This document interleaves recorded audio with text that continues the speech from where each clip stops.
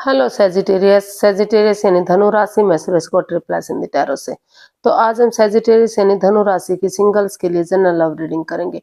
Reading general है तो match हो भी सकती है, नहीं भी हो सकती। जिस पर जितनी मैच होती प्लीज आप एक्सेप्ट कर सकते हैं। सनसाइन मुनसाइन या नाम राशि जिसे चाहे देख सकते हैं। अगर आप पर्सनल रीडिंग चाहते हैं तो नीचे डिस्क्रिप्शन बॉक्स में डिटेल्स दी गई है, वहां जाकर चेक कीजिएगा। कोई भी कंफ्यूजन डाउट होने पर व्हाट्सएप मैसेज के जरिए आप इसे क्लियर कर सकते हैं। और ये रीडिंग 5 से लेकर 12 मार्च 2025 तक के लिए वीकली यानी साप्ताहिक रीडिंग होगी।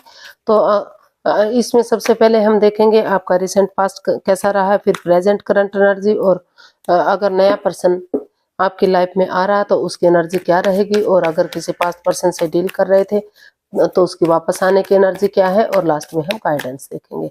तो आइए देख लेते हैं आपका रिसेंट पास्ट कैसा रहा है। Sagittarius, 9 of cups, the sun and ace of wands. आपका रिसेंट पास्ट जो है बहुत अच्छा दिखाई दिया। कहीं ना कहीं यहाँ नई आइडियाज, नई अपॉर्चुनिटी के साथ आपने महसूस किया कि चाहे भले ही इसमें छोटे मोटे ऑब्स्टिकल, बाधाएं, दिक्कतें क्यों ना आए, लेकिन समय के साथ, वक्त के साथ वो सारी चीजें खत्म हो जाएंगी। और जैसे ऑनेस्टी, ईमानदारी और लॉयल्टी के साथ, जैसे बच्चा इनोसेंट होता, कोई छल कपट, हेरा फेरी, धोखाधड़ी नहीं होता, उसी भावना से सामने वाले से पेश आते हुए आप दिखाई दिए।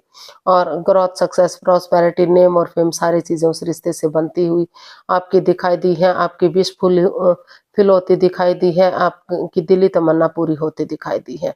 तो जो भी बंदा या बंदी आपकी लाइफ में आ रहा था, काफी वो प्यार करने वाला, मोहब्बत करने वाला और काफी ग्रोथ, सक्सेस, प्रॉस्पेरिटी के साथ वो रिश्ता आपका बनता दिखाई दिया। तो पास्ट एनर्जी काफी स्ट्रांग और मजबूत दिखाई दी। आपकी दिली तमन्ना पूरी होती दिखाई दी, आपकी विश फुलफिल होती दिखाई दी। एक बच्चे की एनर्जी की तरह आप काफी खुश मिजाज इस रिश्ते में दिखाई दिए। देख लेते हैं प्रेजेंट करंट एनर्जी।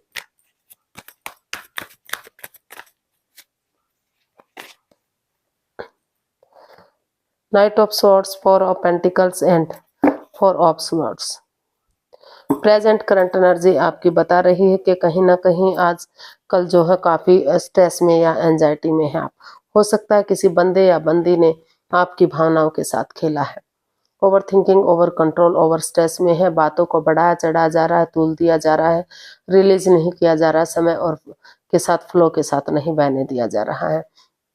तो या तो आप ऐसा महसूस कर रहे हैं कि आपको अभी एक ब्रेक ले लेना चाहिए, रेस्ट कर लेना चाहिए, हीलिंग और मेडिटेशन करना चाहिए, ताकि 2-4 दिन में इस नेगेटिविटी से खत्म हो सके, इस नेगेटिविटी से बाहर निकल सके, पॉजिटिविटी आ सके और धीरे धीरे करके अनएक्सपेक्टेडली, सडनली आप आगे बढ़ सके।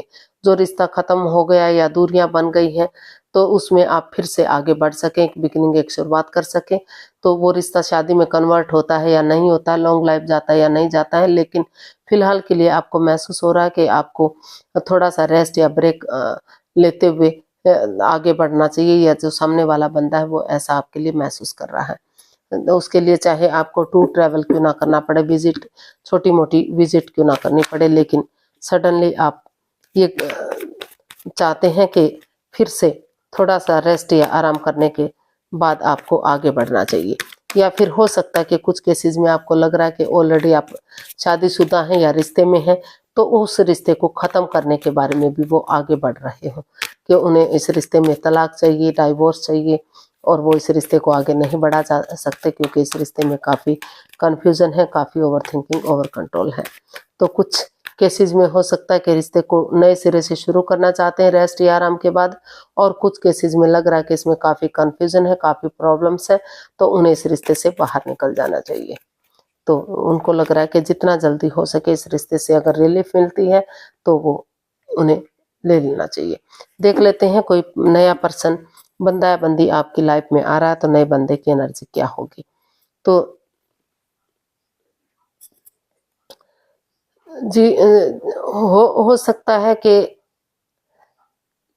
जिस बंदे या बंदी को आप लाइफ पार्टनर के रूप में चाहते हैं, तो वहाँ वो स्टक एनर्जी में है आप, या तो आप स्टक हैं या तो सामने वाला स्टक है। हो सकता है कि पास्ट में आप किसी ऐसी सिचुएशन से गुजरे हों जिससे आप काफी दुखी या परेशान दिखाई दिए, लेकिन फिलहाल जो एनर्जी है वो बता रही है कि अगर आप अपना नज़ारा चेंज नहीं कर सकते, नज़रिया चेंज करते हुए आगे बढ़ेंगे, तो जिस पर आपका दिल आया है वही बंदा या बंदी, उसके लिए अगर आप स्टैंड लेंगे, खड़े होंगे अपने लिए या अपने प्यार के लिए, तो क्योंकि आप दोनों ही एक दूसरे के प्रति अटैचमेंट फील करते हैं, जुड़ा हुआ महसूस करते हैं, लगता है कि आप उनके सोलमेट हैं, सोलमेट ऑफ काइंड हैं।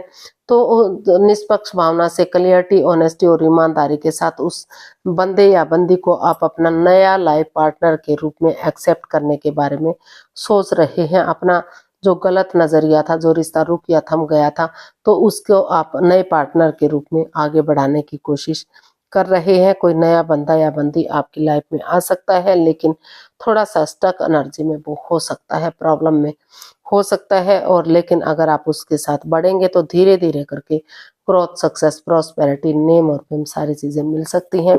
स्टेबलेस रिश्ता हो सकता है, खुशहाली आपकी लाइफ में आ सकती है वापस से।